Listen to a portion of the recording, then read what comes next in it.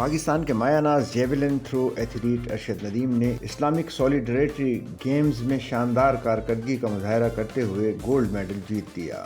سعودی عرب میں جاری اسلامی یکجہتی گیمز کے فائنل میں ارشد ندیم نے سب سے لمبی 83.05 میٹر کی تھرو کی اور تمام حریفوں کو پیچھے چھوڑتے ہوئے ایک بار پھر طلائی تمغہ اپنے نام کر لیا۔ ارشد ندیم نے مسلسل دوسری بار اسلامی یکجہتی گیمز میں گولڈ میڈل جیت کر پاکستان کا سر فخر سے بلند کر دیا۔ جیولن تھرو کے مقابلے کے پہلے راؤنڈ میں ارشد ندیم نے 75.44 میٹر کی عمدہ تھرو کے ساتھ سب کو پیچھے چھوڑ دیا۔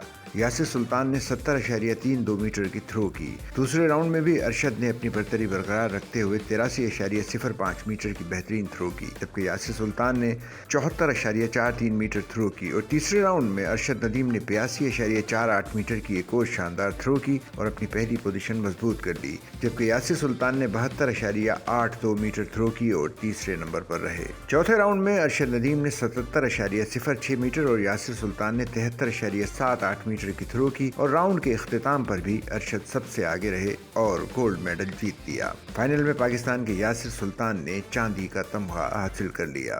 اسلامی یکجہتی گیمز میں پاکستان کا یہ پہلا گولڈ اور سلور میڈل ہے۔ اس سے پہلے باکسنگ میں پاکستان کے 2 برونز میڈل جیتے۔ اب گیمز میں پاکستان کی میڈلز کی تعداد 4 ہو گئی ہے۔ اسلامی یکجہتی گیم 2025 میں پاکستان کا یہ پہلا گولڈ اور سلور میڈل ہے۔ اس سے پہلے باکسنگ میں پاکستان نے 2 برونز میڈل جیتے تھے، جس کے بعد اب گیمز میں پاکستان کی میڈلز کی تعداد بڑھ گئی ہے۔